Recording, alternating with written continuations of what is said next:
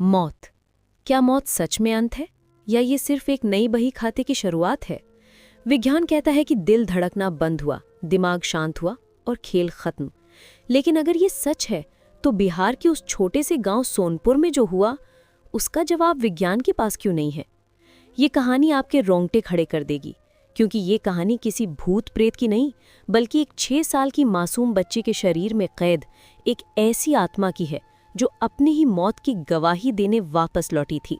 12 नवंबर की वो काली रात थी। मुंबई के सबसे महंगे ग्लोबल हॉस्पिटल के वीआईपी आईसीयू में वेंटिलेटर की आवाज़ अचानक एक लंबी बीप में बदल गई। डॉक्टरों ने एक दूसरे की तरफ देखा, घड़ी पर नज़र डाली और घोषणा कर दी, टाइम ऑफ डेथ, रात के 11:45। देश की सबसे बड़ी ऑटोमोबाइल कंपनी की मालकिन, 3 बच्चों की मां, 30 साल की करीना सिंघानिया अब इस दुनिया में नहीं थी। आधिकारिक रिपोर्ट में लिखा गया हार्ट अटैक। लेकिन ठीक उसी पल, उसी सेकंड, वहां से 1500 किलोमीटर दूर बिहार के एक मिट्टी के घर में राम भरोसे की 6 साल की बेटी उर्मिला, जो पिछले 3 दिनों से जानलेवा बुखार में बेहोश पड़ी थी, अचानक अपनी खाट पर उठकर बैठ गई। उसकी आंखों में वो मासूमियत नहीं थी जो एक बच्चे में होती है, बल्कि एक अजीब सी ठंडी और डरावनी परिपक्वता थी। उसने अपने चारों तरफ देखा, मिट्टी की दीवारें, जलती हुई लालटेन और फटे हुए कपड़े। उसने अपने हाथों को देखा जो छोटे और सांवले थे, और फिर उस सन्नाटे को चीरते हुए उस बच्ची ने अपनी माँ शांति से हिंदी या भोजपुरी में नहीं, बल्कि साफ और कड़क अंग्रेजी में पूछा, वेयर एम आई? ये कौन सी जगह है? और मेरे हाथ इतने छोटे क्यों हैं? विक्रम कहाँ है? शांति, जो अपनी बेटी के ठीक होने की दुआ मांग रही थी, ये सुनकर सहम गई। उसे लगा शायद बुखार का असर दिमाग पर हुआ है। वो दौड़कर पानी का लोटा लाई और बोली, ले बिटिया, पानी पी ले, तू अपने घर में है, मैं तेरी माँ हूँ। उर्मिला ने उस लोटे को एक झटके से हाथ मारकर गिरा दिया। पीतल का लोटा खनखनाता हुआ जमीन पर लुढ़क गया। उर्मिला की आंखों में गुस्सा था, ऐसा गुस्सा जो किसी 6 साल की बच्ची की आंखों में हो ही नहीं सकता। वो चिल्लाई, तुम झूठ बोल रही हो, तो मेरी माँ नहीं हो सकती। मेरी माँ का नाम सुलोचना है और वो लंदन में रहती है। मैं करीना हूँ, मिसेस करीना विक्रम सिंघानिया। ये कौन से गंदे कपड़े पहनाए हैं मुझे? मेरा सिल्क गाउन कहाँ है? और ये बदबू कैसी आ रही है? एसी ऑन करो, मुझे घुटन हो रही है। राम भरोसे और शांति एक दूसरे का मुंह देखने लगे। उनकी बेटी ने आज तक गांव के सरकारी स्कूल के बाहर की दुनिया नहीं देखी थी। वो ऐसी लंदन और गांव जैसे शब्द कहाँ से सीख गई? राम भरोसे ने कांपते हुए उसे छूने की कोशिश की तो उर्मिला पीछे हट गई, जैसे किसी कीड़े को देख लिया हो। उसने कहा, मुझे मत छुओ, तुम जानते नहीं मैं कौन हूँ। ड्राइवर को बुला, मुझे अभी इसी वक्त मुंबई जाना है।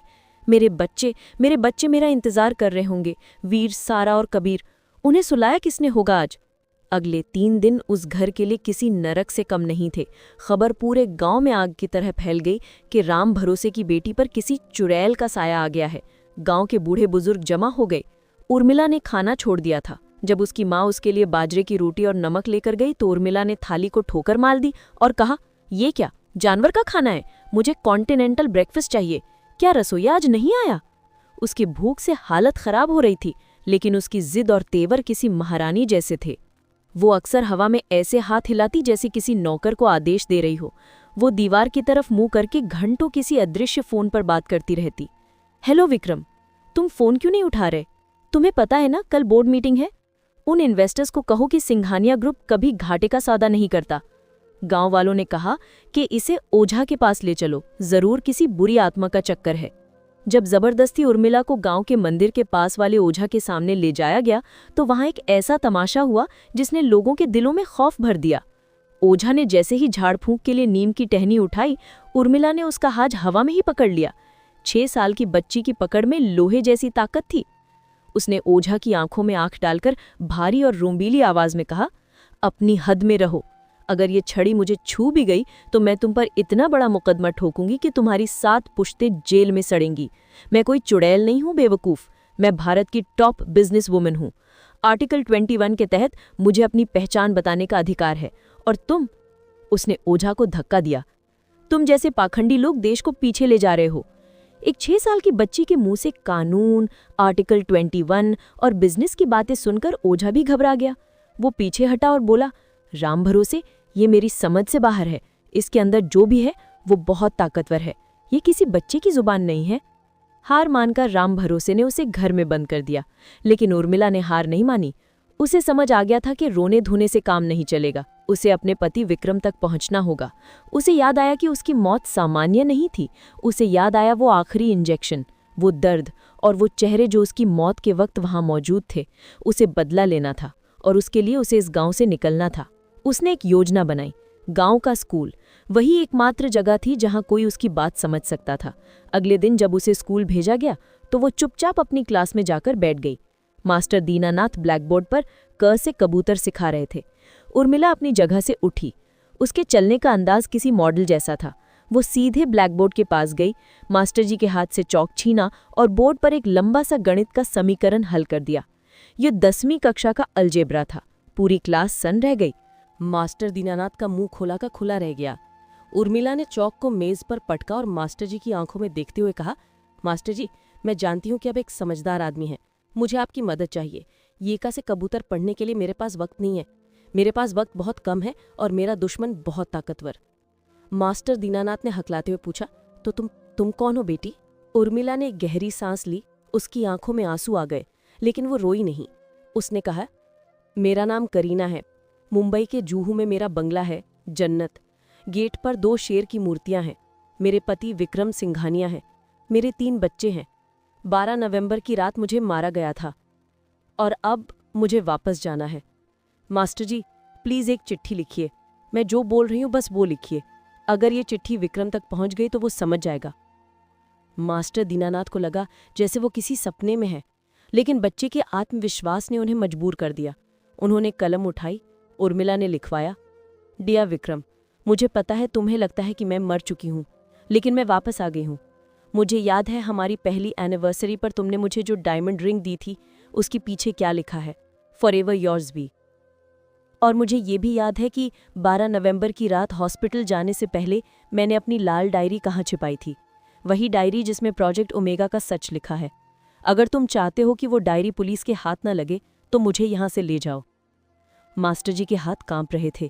प्रोजेक्ट ओमेगा, लाल डायरी, ये बातें किसी गांव की बच्ची को कैसे पता हो सकती थीं? उन्होंने वो चिट्ठी मुंबई के पते पर पोस्ट कर दी, लेकिन उन्हें यकीन नहीं था कि इसका कोई जवाब आएगा। मगर नियति ने अपना खेल शुरू कर दिया था। वो चिट्ठी जब मुंबई के आलीशान सिंघानिया टावर्स में पहुंची तो मेल रूम में उसे रद्दी में फेंका जाने वाला था, लेकिन लिफाफे पर लिखे अर्जेंट प्रोजेक्ट ओमेगा शब्दों ने विक्रम के पर्सनल सेक्रेटरी का ध्यान खींच लिया। ये वो कोड वर्ड था जिसे दुनिया में सिर्फ 3 लोग जानते थे, विक्रम, करीना और उनका वकील। चिट्ठी विक्रम के मेज पर रखी गई। विक्रम, जो अपनी पत्नी के गम में डूबा हुआ था और साथ ही एक अजीब से डर में जी रहा था, ने बेमन से लिफाफा खोला। जैसे जैसे वो पढ़ता गया, उसका रंग सफ़ेद पड़ता गया।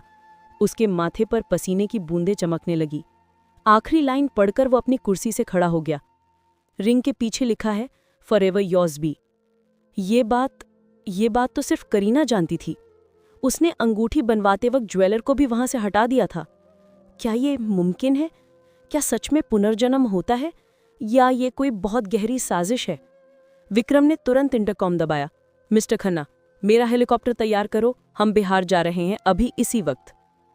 उधर बिहार में सूरज ढल रहा था और उर्मिला अपने घर के बाहर बैठी आसमान को घूर रही थी। उसे पता था कि उसका संदेश पहुंच चुका है, लेकिन उसे ये नहीं पता था कि विक्रम अकेले नहीं आ रहा था। उसके साथ वो लोग भी आ रहे थे जिन्होंने उस रात हॉस्पिटल में ऑक्सीजन की सप्लाई बंद की थी। खेल अब शुरू होने वाला था।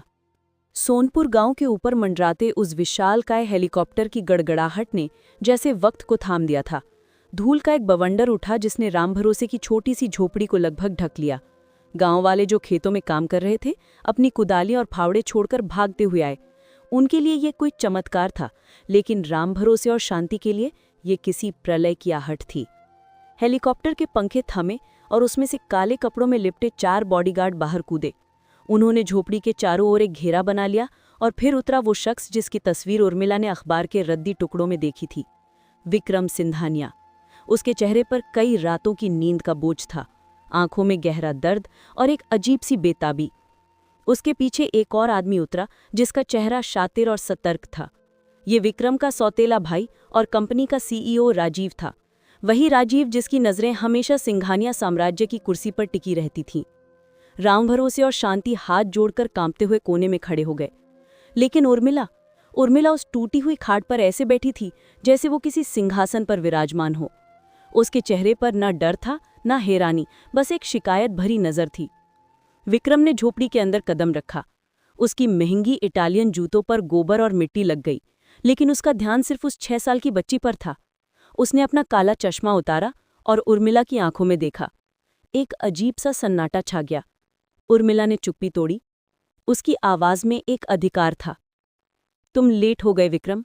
मैंने कहा था ना, मुझे इंतजार करना पसंद नहीं है। और ये, उसने राजीव की तरफ इशारा किया। इस सांप को साथ क्यों लाए हो? क्या उस रात आईसीयू में इसका होना काफी नहीं था? राजीव के पैरों तले जमीन खिसक गई। उसने घबराकर विक्रम की तरफ देखा और चिल्लाया, बकवास भाई, ये सब एक नाटक है। ये बच्ची कोई बहरूपिया है जैसे हमारे दुश्मनों ने ट्रेन किया है। ये हमारी जानकारी निकलवाने की साजिश है। चलो यहां से। लेकिन विक्रम ने हाथ उठाकर राजीव को चुप करा दिया। वो धीरे धीरे उर्मिला के पास गया और घुटनों के बल बैठ गया। उनकी आंखें एक ही स्तर पर थीं। विक्रम की आवाज कांप रही थी। चिट्ठी में तुमने अंगूठी वाली बात लिखी थी। वो बात मेरे और ज्वेलर के अलावा कोई नहीं जानता था। लेकिन यह काफी नहीं है। अगर तुम सच में करीना हो तो मुझे वो बताओ जो मैंने तुमसे आखिरी बार कहा था, जब तुम कोमा में जाने वाली थी। माहौल में तनाव इतना था कि उसे महसूस किया जा सकता था। गांव वाले बाहर सांस रोके खड़े थे। उर्मिला की आंखों में हल्का सा पानी आया। उसने अपना छोटा सा हाथ विक्रम के गाल पर रखा। वो स्पर्श विक्रम को एक झटका सा लगा। उर्मिला ने धीमी आवाज में कहा, तुमने मेरा हाथ पकड़ा था और रोते हुए कहा था, करीना, मुझे छोड़कर मत जाना। मुझे टाई बांधना भी नहीं आता। तुम्हारे बिना मैं ये साम्राज्य, ये घर कुछ संभाल नहीं पाऊंगा। और मैंने तुमसे कहा था विक्रम, अलमारी के दूसरे दराज में मैंने तुम्हारी सारी टाई कलर कोड करके रखी हैं, कभी बिखरने मत देना। विक्रम वहीं जमीन पर डह गया। ये वो बात थी जो किसी फाइल, किसी डायरी या किसी इंटरनेट पर नहीं मिल सकती थी। ये उन दोनों के बीच का आखिरी बेहद निजी लम्हा था। विक्रम फूट फूट कर रोने लगा। उसने उस छोटी सी बच्ची को गले लगा लिया। करीना, तुम सच में वापस आ गई? राजीव का चेहरा सफ़ेद पड़ चुका था। उसका पूरा शरीर पसीने से भीग गया। अगर ये बच्ची सच में करीना है तो उसका खेल खत्म। उसे कुछ करना होगा। राजीव ने अपनी जेब में हाथ डाला जहां एक छोटी लोडेड गन हमेशा रहती थी। उसने विक्रम के कंधे पर हाथ रखा और बनावटी चिंता से कहा, भाई, भावनाओं में मत बहिए। ये हिप्नोटिज्म हो सकता है। हमें इसे पुलिस के हवाले करना चाहिए। ये बच्ची खतरनाक है। उर्मिला ने विक्रम के गले से अलग होकर राजीव को एक ऐसी नज़र से देखा जिसमें नफरत की आग थी। खतरनाक मैं नहीं, तुम हो राजीव। उस रात डॉक्टर ने ऑक्सीजन मास्क ठीक किया था, लेकिन तुमने साइड टेबल पर रखे उस पानी के गिलास में क्या मिलाया था? मुझे याद है। मुझे धुंधला ही सही, लेकिन याद है कि मेरे बेहोश होने से ठीक पहले तुम मुस्कुरा रहे थे। राजीव एक कदम पीछे हट गया। झूठ, ये पागल है, वो चिल्लाया। विक्रम अब खड़ा हो गया। उसका चेहरा बदल चुका था। आंसुओं की जगह अब एक सख्त व्यापारी की कठोरता ने ले ली थी। उसने राजीव की तरफ देखे बिना कहा, गाड़ी निकालो, हम मुंबई जा रहे हैं। राजीव ने विरोध करना चाहा, लेकिन भाई, विक्रम ने उस पर चिल्लाया, मैंने कहा हम मुंबई जा रहे हैं और ये मेरे साथ मेरे हेलीकॉप्टर में बैठेगी। राम भरोसे और शांति ये सब देख रहे थे। उन्हें समझ नहीं आ रहा था कि खुश हों या रोएं। उनकी बेटी, जो अब उनकी नहीं रही थी, उन्हें छोड़कर जा रही थी। उर्मिला चलते चलते रुकी। वो मुड़ी और अपनी माँ शांति के पास गई। उसने अपने गले से एक पुराना धागा निकाला जो शांति ने उसे बुरी नज़र से बचाने के लिए बांधा था।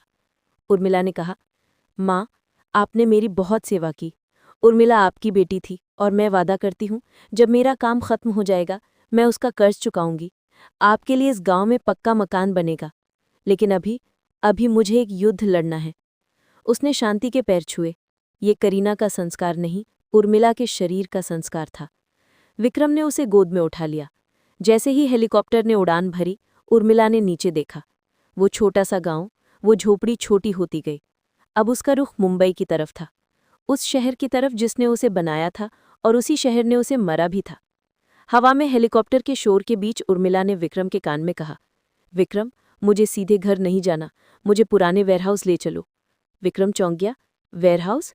क्यों? उर्मिला ने राजीव की तरफ देखा, जो सामने वाली सीट पर बैठा अपनी घबराहट छिपाने की कोशिश कर रहा था। उर्मिला ने कहा, क्योंकि डायरी घर में नहीं है, मैंने झूठ बोला था। वो डायरी मैंने वहाँ छिपाई है जहाँ से हमारी शुरुआत हुई थी। और उस डायरी में सिर्फ प्रोजेक्ट ओमेगा की डिटेल्स नहीं है, उसमें बॉस का नाम है, वो आदमी जिसके इशारे पर राजीव ने मुझे मारा। राजीव ने जैसे ही वेयरहाउस सुना उसके हाथ की नसें तन गई। उसने चुपके से अपना फ़ोन निकाला और टेबल के नीचे से एक मैसेज टाइप किया, प्लान बी, वेयरहाउस, लड़की को वहां से जिंदा मत निकलने देना। उर्मिला ने कांच में राजीव का रिफ्लेक्शन देख लिया था। वो मुस्कुराई, एक ठंडी क्रूर मुस्कान। उसे पता था कि राजीव जाल में फंस चुका है। वो उसे उसी वेयरहाउस में ले जा रही थी जहां सिंघानिया ग्रुप का सबसे पुराना और खतरनाक राज दफन था। मुंबई का आसमान बादलों से घिरा था जब उनका हेलीकॉप्टर उस सुनसान इलाके में बने पुराने गोदाम के पास उतरा। ये जगह बरसों से बंद पड़ी थी। यहाँ लोहे के जंग खाए ढांचे और कबाड़ के अलावा कुछ नहीं था। विक्रम, उर्मिला और राजीव 4 गार्ड्स के साथ नीचे उतरे। जगह डरावनी थी, हर कदम पर आवाज गूंज रही थी। उर्मिला आगे आगे चल रही थी, जैसे उसे अंधेरे में भी रास्ता पता हो। वो एक पुरानी मशीन के पास रुकी। विक्रम, उसने कहा, तुम्हें याद है जब कंपनी शुरू हुई थी, हमने पहला इंजन यहीं बनाया था। विक्रम ने सिर हिलाया। पुरानी यादें ताज़ा हो गईं। उसी मशीन के नीचे फर्श में एक सीक्रेट कंपार्टमेंट है। उर्मिला ने इशारा किया। विक्रम ने गार्ड्स को इशारा किया। उन्होंने भारी मशीन को धक्का देकर हटाया। वहां सच में एक लकड़ी का तख्ता था। राजीव की सांसें तेज हो गईं। अगर डायरी वहां है तो वो बर्बाद हो जाएगा। जैसे ही विक्रम ने तख्ता हटाया, वहां एक छोटा सा लोहे का बॉक्स रखा था। विक्रम ने बॉक्स निकाला, उस पर ताला लगा था। चाबी? उसने पूछा। उर्मिला ने कहा, चाबी मेरे पास नहीं है, लेकिन कोड है, 1989, जिस साल हम मिले थे। विक्रम ने कोड डाला, बॉक्स खुला, लेकिन उसके अंदर डायरी नहीं थी। उसके अंदर एक छोटा सा डिजिटल वॉइस रिकॉर्डर रखा था। विक्रम ने हैरान होकर उर्मिला की तरफ देखा। उर्मिला की आंखों में अब डर नहीं, जीत की चमक थी। उसने कहा था ना विक्रम, डायरी सिर्फ एक हिस्सा है, असली सबूत ये है। उसने रिकॉर्डर का बटन दबाया। आवाज गूंजी, एक पुरानी रिकॉर्डिंग। उसमें 2 लोगों की आवाज थी, एक करीना की और दूसरी आवाज सुनकर विक्रम के पैरों तले जमीन खिसक गए। वो आवाज राजीव की नहीं थी। वो आवाज विक्रम के पिता बड़े साहब के सबसे वफादार और कंपनी के लीगल एडवाइजर मिस्टर खन्ना की थी। रिकॉर्डिंग में खन्ना कह रहे थे, करीना मैम, अगर आपने प्रोजेक्ट ओमेगा की फाइल पुलिस को दी तो विक्रम का एक्सीडेंट भी हो सकता है, ये ऑर्डर ऊपर से है। और फिर करीना की आवाज, तुम मुझे धमकी दे रहे हो खन्ना? मैं जानती हूँ राजीव तुम्हारे साथ है, लेकिन याद रखना, अगर मुझे कुछ हुआ तो ये रिकॉर्डिंग मेरे वकील के पास पहुंच जाएगी। रिकॉर्डिंग बंद हुई। विक्रम सन्न रह गया। खन्ना, वो आदमी जिसने उसे गोद में खिलाया था। लेकिन तभी गोदाम के चारों तरफ से फ्लडलाइट्स जल उठी। रोशनी इतनी तेज थी कि सबकी आंखें चुंधिया गईं। चारों तरफ से हथियारबंद लोग निकल आए और उनके बीच से ताली बजाते हुए एक शख्स सामने आया। वो राजीव नहीं था। राजीव तो खुद डर के मारे कांप रहा था। वो शख्स था मिस्टर खन्ना, सफेद सूट में, चेहरे पर एक शैतानी मुस्कान।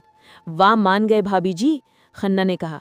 मौत के मुंह से वापस आ गई सिर्फ हमें बेनकाब करने। लेकिन आपने एक गलती कर दी। आपने सोचा कि मैं सिर्फ धमकियां देता हूं, मैं इतिहास मिटा देता हूं। विक्रम ने चिल्लाकर कहा, अंकल आप? खन्ना हंसा।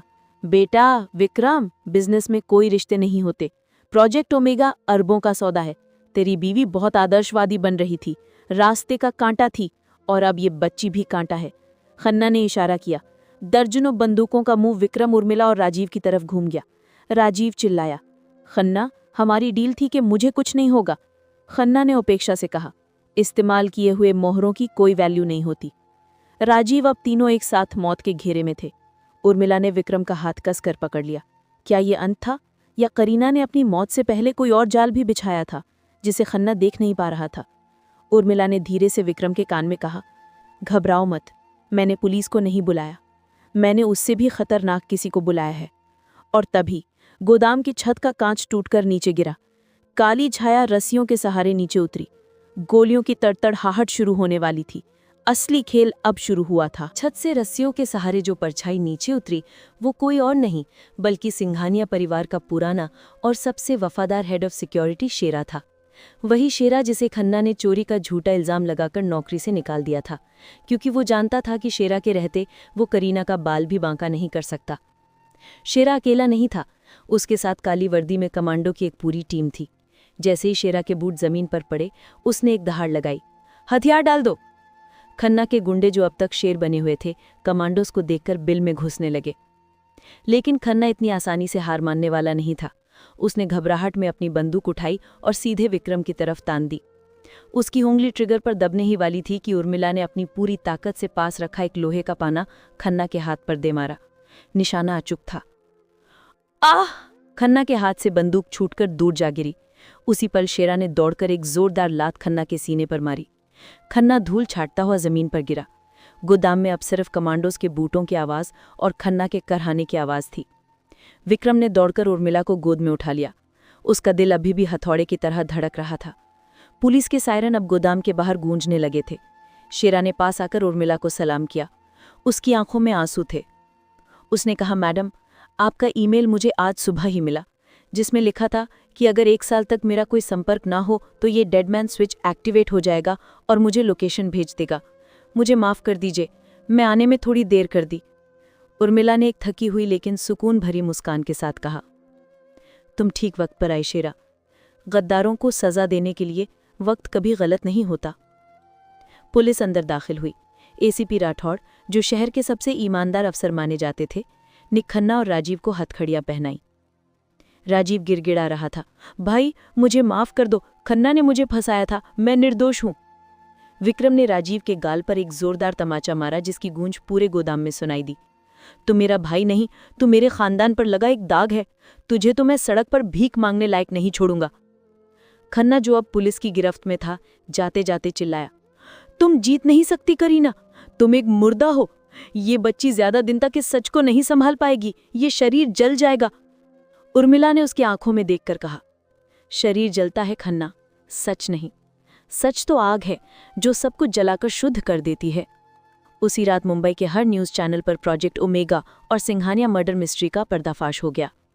वॉइस रिकॉर्डिंग और गोदाम में छिपे कैमरों की फुटेज ने देश को हिलाकर रख दिया। लेकिन असली कहानी अब अपने अंत की ओर बढ़ रही थी। विक्रम उर्मिला को लेकर अपने बंगले जन्नत में आया। राम भरोसे और शांति भी साथ थे, जो उस आलीशान महल को देखकर अपनी सुध बुध खो बैठे थे। डॉक्टर ने उर्मिला की जांच की और बताया कि बच्ची का शरीर बहुत कमजोर हो चुका है। इतना ज्यादा तनाव और मानसिक दबाव एक 6 साल का दिमाग और दिल नहीं झेल सकता। उसे तुरंत आराम की जरूरत है। विक्रम उर्मिला के सिरहाने बैठा था। कमरे में वही हल्की नीली रोशनी थी जो करीना को पसंद थी। उर्मिला ने धीरे से आंखें खोली। अब उसकी आंखों में वो पहले जैसी तेजी नहीं थी, बल्कि एक गहरा थकान भरा सूनापन था। उसने विक्रम का हाथ पकड़ा। उसका हाथ ठंडा पड़ रहा था। विक्रम, उर्मिला की आवाज अब धीमी हो गई थी, मेरा वक्त पूरा हो गया। विक्रम ने उसका हाथ कसकर पकड़ लिया। नहीं, तुम कहीं नहीं जाओगी। मैंने तुम्हें एक बार खोया है, अब दोबारा नहीं खोऊंगा। हम दुनिया के बेस्ट डॉक्टर्स को बुलाएंगे। उर्मिला ने नाम में सिर हिलाया। तुम समझ नहीं रहे हो विक्रम, ये शरीर मेरा नहीं है। मैं एक मेहमान थी। मेरा मकसद पूरा हो गया। मेरे बच्चों को न्याय मिल गया।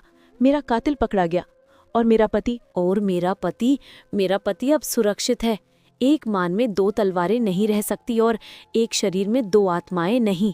अगर मैं अब और रुकी तो ये नन्ही उर्मिला मर जाएगी।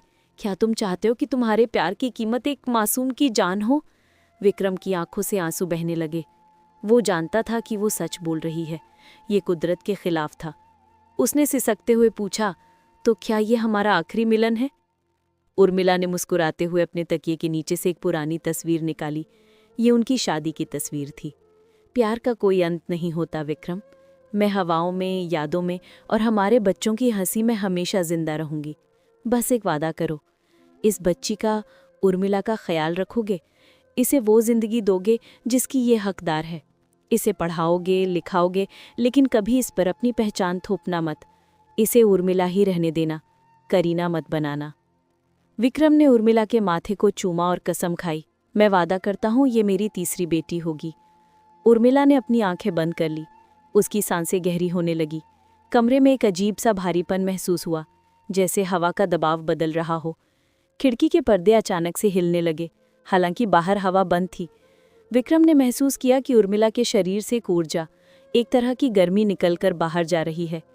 एक पल के लिए उसे लगा जैसे कमरे के कोने में करीना खड़ी है, अपने उसी पसंदीदा सिल्क गाउन में मुस्कुराती हुई हाथ हिलाकर अलविदा कह रही है। और फिर सब शांत हो गया। मॉनिटर की बीप सामान्य हो गई। बिस्तर पर लेटी बच्ची का शरीर एक बार जोर से कांपा और फिर ढीला पड़ गया। विक्रम ने डरते हुए पुकारा, करीना। कोई जवाब नहीं आया। उसने फिर पुकारा, उर्मिला। बच्ची की पलकें झपकी। उसने धीरे धीरे अपनी बड़ी बड़ी आंखें खोली। इस बार उन आंखों में कोई ठंडी परिपक्वता नहीं थी, कोई गुस्सा नहीं था। वहां सिर्फ एक 6 साल की बच्ची की मासूमियत और घबराहट थी। उसने विक्रम को देखा, फिर कमरे को देखा और अपनी तोतली देहाती जुबान में बोली कि हम कहाँ आ गए माए बाबूजी, हमरा के डर लागत बा। ये सुनते ही कमरे में मौजूद शांति दौड़कर आई और अपनी बेटी को सीने से लगा लिया। मेरी बेटिया, मेरी लाडो। माँ बेटी दोनों रोने लगी। विक्रम कोने में खड़ा ये दृश्य देख रहा था। उसका दिल टूट रहा था क्योंकि उसकी करीना जा चुकी थी, लेकिन साथ ही उसे एक सुकून भी था। एक मासूम अनजान बच गई थी। उसने आंसू पोंछे और मुस्कुराया। करीना ने उसे आखिरी तोहफा दिया था, जीने की वजह। 6 महीने बाद सोनपुर गांव की तस्वीर बदल चुकी थी। राम भरोसे का कच्चा मकान अब एक पक्का और सुंदर घर बन गया था। गांव में करीना मेमोरियल स्कूल खुल चुका था, जहां गरीब बच्चों को मुफ्त शिक्षा मिलती थी। और इस बदलाव के पीछे था सिंघानिया ट्रस्ट। विक्रम अक्सर वहां आता था। आज स्कूल का उद्घाटन था। उर्मिला, जो अब नई यूनिफॉर्म में बहुत प्यारी लग रही थी, फीता काटने के लिए आगे आई। उसे पिछले 6 महीनों का कुछ भी याद नहीं था। उसे बस इतना पता था कि मुंबई के एक बड़े अंकल ने उसकी जान बचाई थी और अब भी उसके परिवार की मदद कर रहे हैं। फीता काटने के बाद उर्मिला विक्रम के पास आई। विक्रम ने घुटनों पर बैठकर उसे एक चॉकलेट दी। उर्मिला ने चॉकलेट ली और अचानक विक्रम के गाल पर एक किस कर दिया। फिर उसने विक्रम के कान में धीरे से कहा, थैंक यू वी। विक्रम चौंक गया। वी? करीना उसे प्यार से अकेले में यही बुलाती थी। उसने हैरान होकर उर्मिला को देखा। उर्मिला खिलखिलाकर हंस पड़ी और अपनी सहेलियों के साथ खेलने भाग गई।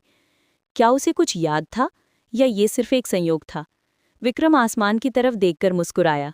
धूप खिली हुई थी और बादलों का आकार बिल्कुल उस हार्ट जैसा था जो करीना अक्सर अपनी ड्राइंग्स में बनाया करती थी।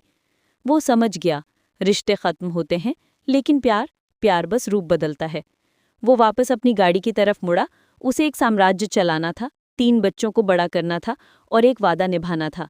लेकिन आज उसका दिल हल्का था, क्योंकि वो जानता था कि वो अकेला नहीं है। कहीं न कहीं, किसी न किसी रूप में वो उसके साथ है। गाड़ी धूल उड़ाती हुई निकल गई, लेकिन पीछे छोड़ गई एक अमर कहानी। एक ऐसी कहानी जो साबित करती है कि मौत अंत नहीं, बस एक कोमा। उम्मीद है दोस्तों, आज की कहानी आपको ज़रूर पसंद आई होगी।